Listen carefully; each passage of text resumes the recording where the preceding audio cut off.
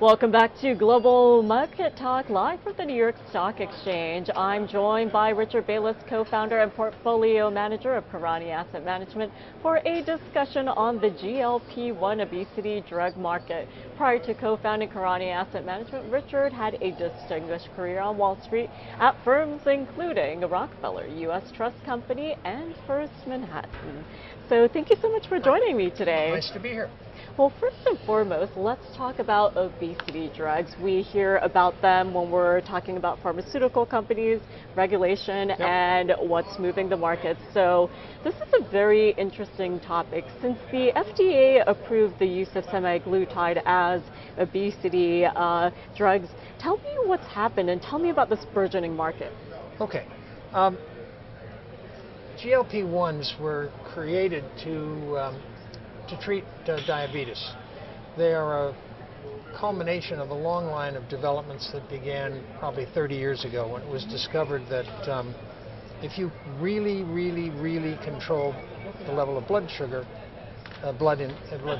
glucose in the blood, you will lead to taking care of diabetes. It turns out GLP-1s have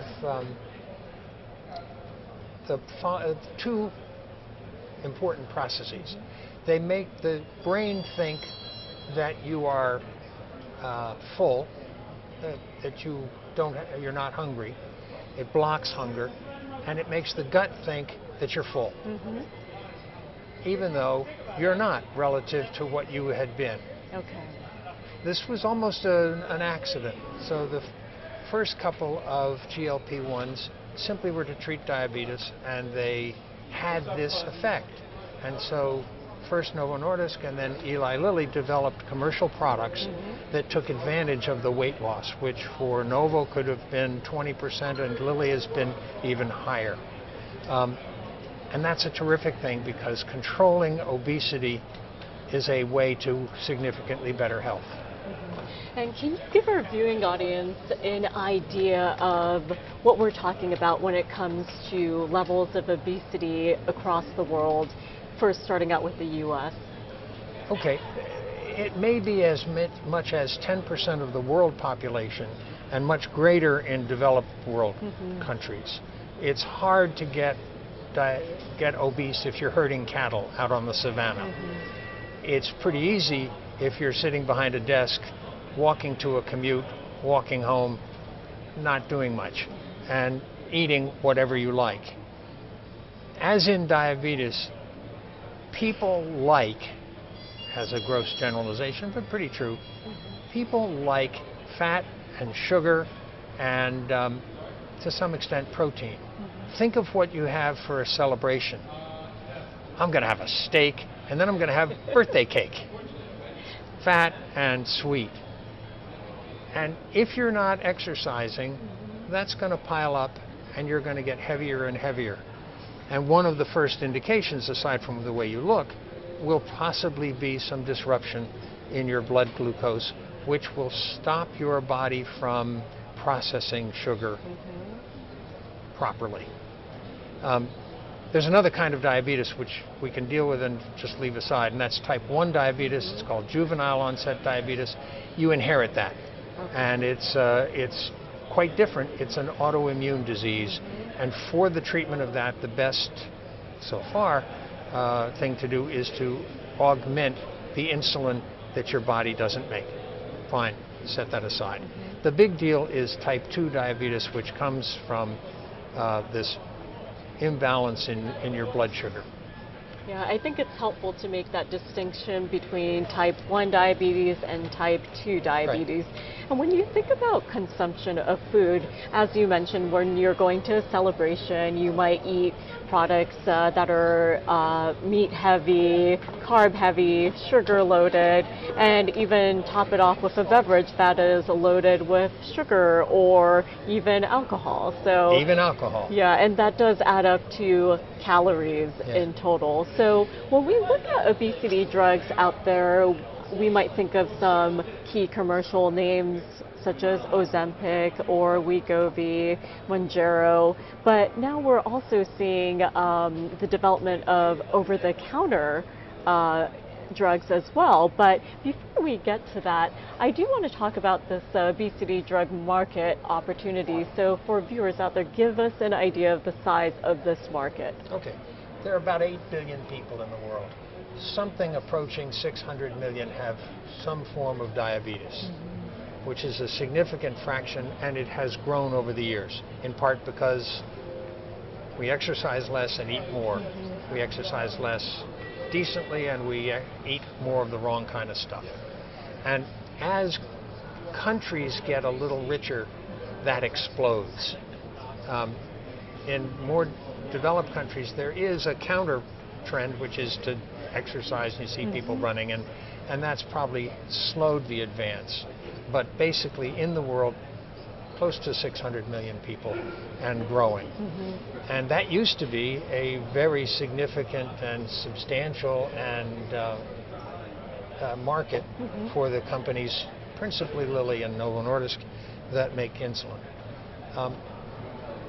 Now, the obesity question, perhaps as much as 10% of the population, 800 million, are obese.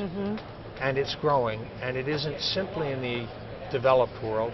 If you stop walking to your farm and you stop cultivating your farm and you use a tractor or hire somebody else, you're not burning off the excess that is creating the imbalance in your blood sugar. And it's that imbalance in your blood sugar that's really important. And also, when it comes to obesity, it does lead to other chronic diseases as well. So tell me a little bit about this. Okay. If you abuse your body by having blood sugar or other substances, I'm not as aware of that, go up and down and essentially jerk you around, you're going to get sick. It's going to damage the mechanism where you absorb nutrients. It's going to damage your heart. It's going to damage your kidneys. It's going to damage your liver. And we don't know how much. We don't know how long this requires, and of course it depends on the different individuals. There's an example on the chart of all of the different things that can be affected by essentially abusing your body. And that is quite considerable. So I do want to ask you, when it comes to a disease like diabetes, there's still a lot of unanswered questions as well as unknowns. So what do we still not know about diabetes treatment? Well, there's still a lot of things that there's a lot more things I don't know than science doesn't know. But it's still opening up. A lovely question to ask yourself. Why does a substance from the saliva of a Gila monster have the effect of lowering your brain's feeling of being hungry and lowering your gut's feel of being full?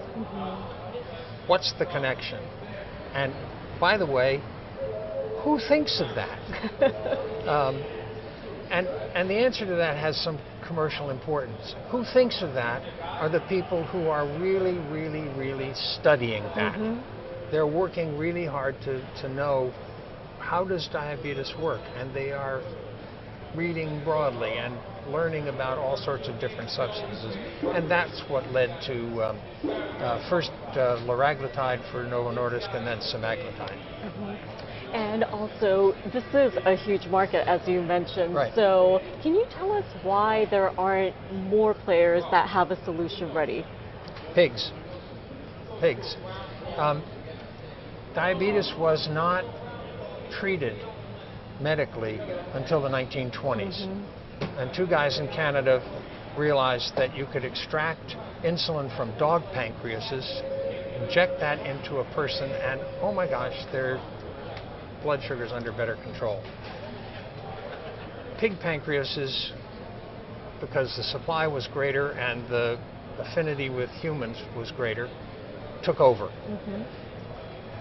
Two of the largest producers of pigs are Denmark and the Midwest of the United States. So Novo Nordisk in Denmark and Lilly in Indiana. So they got a very large step up because they had a great supply of raw material. And then they studied and they studied and they studied and they figured things out. And in the 80s, they came up with using genetic engineering to make yeast make insulin. Then they figured out in the late 90s when it became determined that, oh my gosh, you really need to control blood sugar levels. Well, the more we do that, we can use insulin analogs, pieces of insulin. We can use other products, and that other product set has led to what we now have for obesity. And I think you've given us a great history of how these things came to be and a better understanding of how pigs fit into this equation here. So I understand that you've been following Novo since the late 80s and also owned shares of the company since the early 1980s. So I am sure that the company was a different company back then. So tell us a little bit about what got you interested in this industry in the first place. Well, first off, they wrote great annual reports. There was a marvelous essay on various topics, whether it was genetic engineering or the absorption of sucrose, and it was fun to read their stuff. They had great pictures. But I got interested and got to know people there, and it was a much different company. I'll give you an example. In the late 80s, early 90s, I'm not clear on the details, they signed a deal with a major American pharmaceutical company to have this company distribute insulin in the United States. It was the biggest market and they really wanted some help. They thought, we're just little old Denmark and how are we going to conquer the world? And so we got some help from this big American company. It turns out the big American company had a heart drug that they really wanted to sell and was lots more profitable for them than being an agent selling insulin. So they used the calling card of diabetes to sell the heart drug, and it really didn't work out very well for Novo Nordisk. And so they realized, we're going to have to do this ourselves, and we can do it. I'll tell you a little story about the feeling inside the company. John F. Kennedy had a plaque on his desk when he was president. And the plaque should apply to the way Novo Nordisk, then Novo, felt about itself. And it was, oh Lord, the ocean is so broad and my boat is so small. And so they weren't successful as much as they could have been. They were fine in Europe, it was close. Getting into the U.S. market was tougher. That was principally the two developed markets. And while we're talking about history, I understand that in your over 30 years of owning the stock, I'm sure there were times when you personally doubted the future potential of the company and wanted to sell. So give us a little bit of background on this. Well, first I'll say I think one of the toughest things to do is to find a great business at a fair price. Everybody pretty much agrees on that. It's what Warren Buffett does routinely, or used to do routinely, and now claims he can't do it because he has to do too much in terms of size. But it's famous. That's difficult. It's almost equally difficult to hang on. Markets go up and down, things happen, you hear, oh my gosh, this joint venture about heart disease and insulin, it didn't work. Those guys are terrible, they're stupid, nothing's going to happen. At one point, Novo had a good manufacturing practices suit from the FDA. Why do you care about good manufacturing practices from the FDA? You can't sell your product in the United States, U.S. market without their approval. So there are always things being thrown up that could happen. At one point, fairly recently, it looked like, oh my gosh, we've pretty much run out the string on diabetes. There was no hint of obesity. Used to sell at a market multiple or less, now it sells at twice the market multiple. Maybe I should sell some. So it's difficult to hang on, and there are lots of reasons. Markets go up, markets go down, and hanging on is sometimes hard. And when it comes to drugs like this, we hear about some of these side effects in the headlines and how this is affecting other industries as well. So when it comes to other industries, sometimes when we get earnings out from the pharmaceutical companies, we also hear about how it's affecting the CPG market, in particular here in the U.S. snack foods, right? So we're hearing about how this onset of consumers using drugs like this for obesity have shrunk their appetite and in turn their consumption. So what do you think of that? Yeah, if a good segment of your sugar-loving customers are now taking something that makes them feel full and makes them feel like they're not hungry, that's going to hurt. Not going to hurt a lot. We're talking about 8 billion people in the world. We're talking about only 10% with diabetes or obesity. So it's not life-threatening to them. What's really important is the continued development of the products. Other companies have come into the market. Merck had a product, Sanofi has had products, Boehringer Ingelheim have had products, but they haven't had the consistent suite of products that Novo Nordisk and Lilly have had, because Novo Nordisk and Lilly have the history and the depth of knowledge and understanding. They have people whose careers have been dedicated to figuring this stuff out. And so it's a very strong competitive advantage. So speaking of competitive advantage, when it comes to some of the competitors out there that you mentioned, what is, for the retail investor, if they're trying to decide if I want to invest in this space, how do I do that, and how do I go about comparing the different drugs out there? What should they be paying attention to? And also for consumers, given that you have decades of experience in this space, what is your word of advice? Well, first off, consumers should be talking to their physicians and following the physician's advice, not some uninformed person on television. In terms of the commercial part of it, there's one thing that we look for in every business we follow and own, and that is a superior culture. It's hard to distill that to just one or two things, but I think principally if you think about the word respect, this is sort of the Aretha Franklin strategy. Does the CEO and do the leaders respect the people who work there? Do the people who work there respect the leaders? Does everyone respect their colleagues?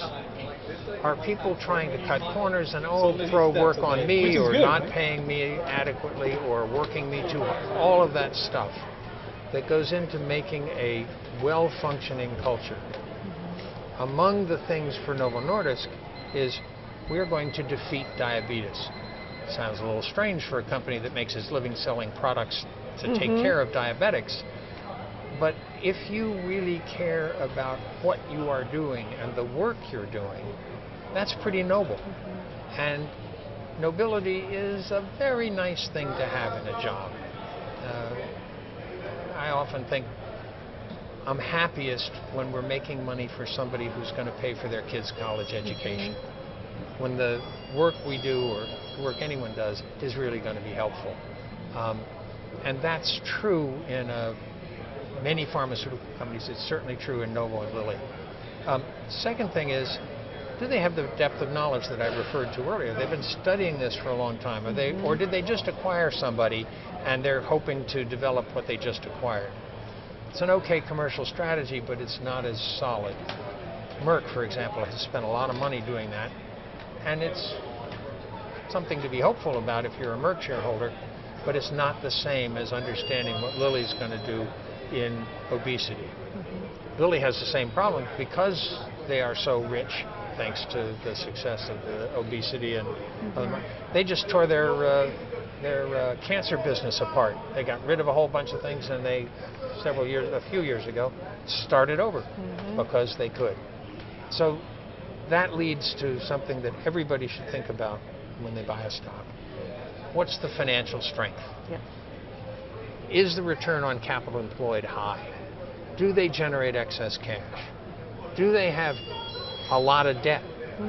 You can't turn around in a closet if you have a lot of debt, whereas you're a lot more nimble if you'd have none. And so those are three of the elements. What's the culture? What's the knowledge? And what's the financial position? And if you take that even broader, the companies that have been dominating the market in the last 10, 20 years are companies where they earn a lot of cash. Just Microsoft can't help but earn a lot of cash. They depend on the intellectual capability of the engineers that write their software. Yes, market position is important and so on, but in order to stay where they are, they have to have a culture that incents people to work hard and develop new stuff.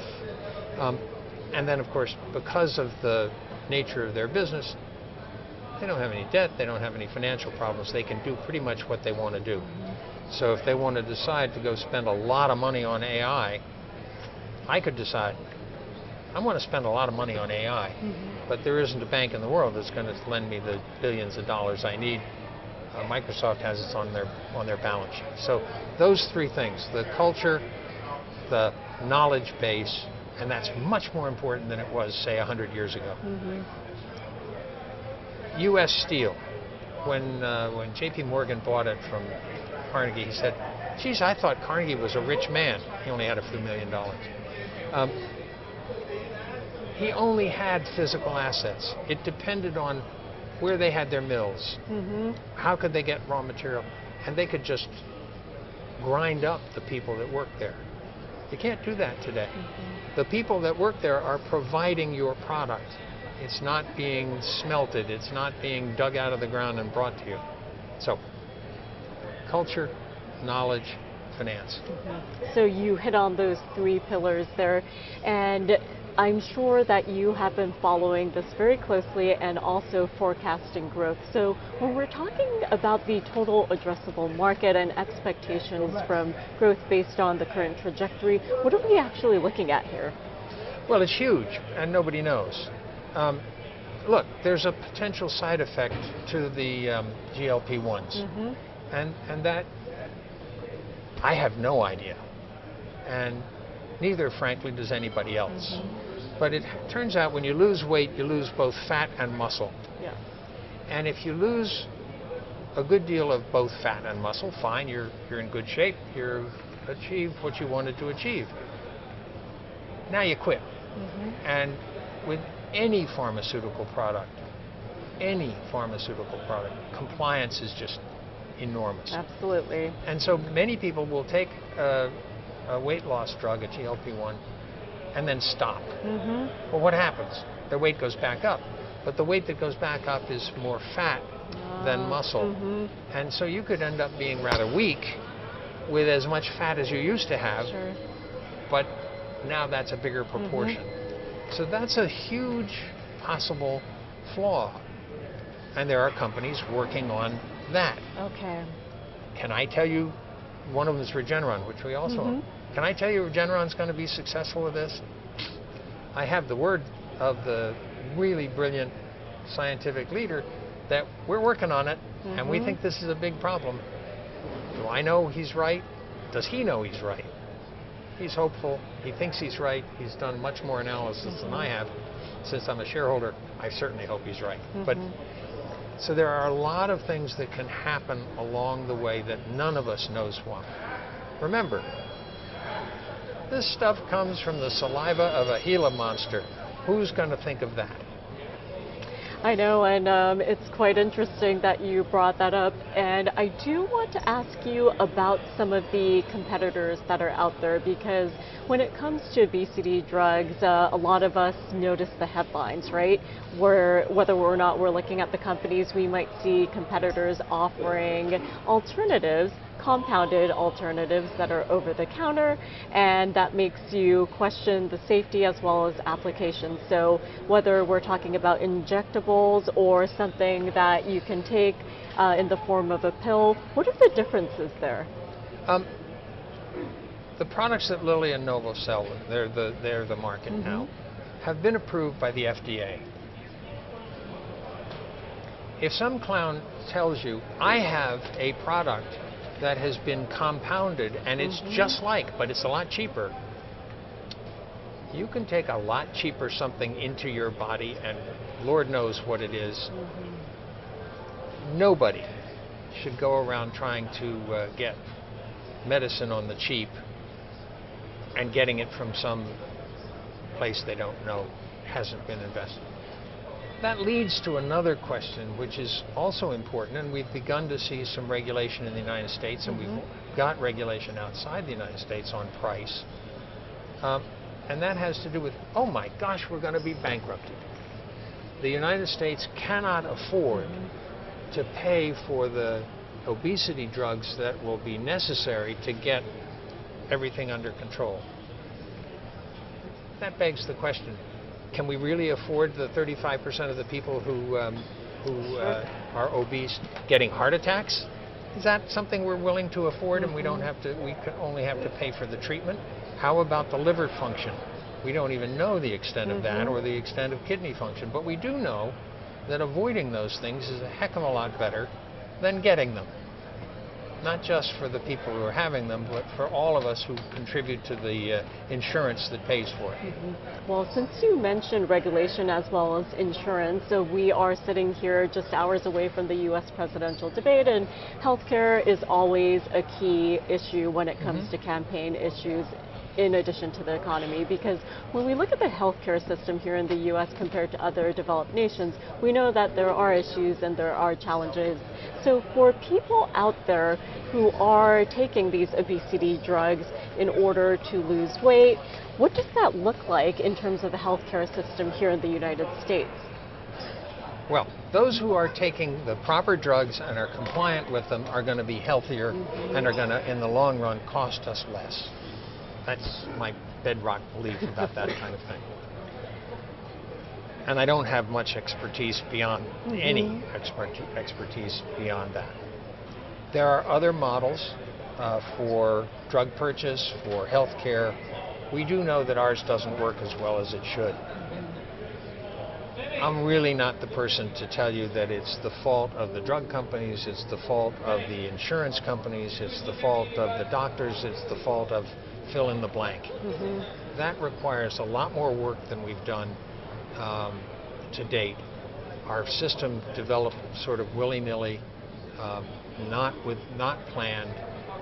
The only reason healthcare insurance is a benefit in most companies is that in World War II, it was really hard to get workers, and you couldn't raise their pay. You weren't allowed to. There were price controls, wage controls. But you could give them health care, and it was free to them, and so people would change jobs for better. Well, that's the beginning of the system. That's really not the best plan. We'll do it because in wartime conditions it sort of worked. And so you mentioned price control, so I do want to end with portion control here. So as I mentioned earlier, a lot of these CPG companies, you hear about how obesity drugs have been affecting purchases by consumers when it comes to their snack foods. So a lot of these companies are coming up with snack foods that are smaller, and this comes at a time when inflation has been a concern for consumers out there, right? And we've been seeing shrinkflation appear on supermarket store shelves. So a lot of things that we used to purchase, whether we're talking about liquid detergent or cereal or even a bag of potato chips, and we're paying the same price, but it's slightly smaller. So do you think some of these CPG companies that are trying to target people who have gone on obesity drugs, do you think that's a viable segment of the market? Actually, I don't think they care much about the obesity question. They really care a lot about portion size because it's a way of raising the price. And if you have gone through a period, which we have, of significant inflation, your costs are higher than they used to be, and you got to maintain margins, you might follow that. But I wouldn't feel real badly if because of the beginnings of some real treatment for obesity and diabetes, people began to eat healthier, wouldn't bother me a bit. And if I had to be what used to be Kellogg, I can't remember what it is now, and Procter & Gamble and others, and I had to take some of the sugar, some of the fat, some of the trans fat, and out of my product, that'd be all right with me. And as people are living longer here in the U.S. and also around the world, we do need to keep in mind that health is very important as part of our lifestyle. So would you say that sticking to whole foods is the best advice you have when it comes to health? My breakfast this morning was yogurt and muesli and some dried fruit. Thank you, Gretchen. I wouldn't have thought about it, my wife. I wouldn't have thought about it myself, but I'm pretty glad that that's what I had. Well, I think you're very lucky that you have someone prepare your breakfast. I do have to say, as someone... Oh, no, I didn't. She didn't prepare it. Oh, okay. Preparing it was a couple of tablespoons of this, a couple of tablespoons of that, and mix it up. I can do that. Okay, so then you're saying whole grains, fresh fruit, probiotics in the form of... Well, I don't know about probiotics, but I do know about low fat is a big help. I do know that fat is an enemy of good health. I do know that too much sugar is an enemy of good health. And I do know that it's really hard to get enough exercise to offset the standard American diet these days. Well, thank you so much for joining me and weighing in on obesity drugs and also sharing a little bit about what you have for breakfast today. There you go. And as we head into the noon hour on this Tuesday morning, we'll do a quick market check and look at where the equity averages are trading. So right now we are seeing the Dow Jones Industrial Average. Let's try to bring up the chart here.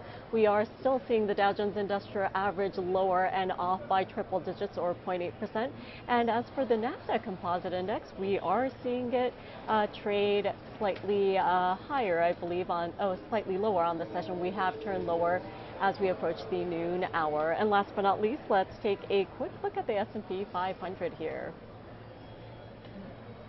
So for that index, we are seeing it lower as well. So all the major stock averages are in the red on this Tuesday morning. And that will do it for Global Money Talk live from the New York Stock Exchange. We're so excited to bring you daily coverage here on SamPro.TV. You can check out the show anytime on our YouTube channel by searching Global Money Talk. Thank you so much for joining us, and we'll see you back tomorrow morning. Have a great day.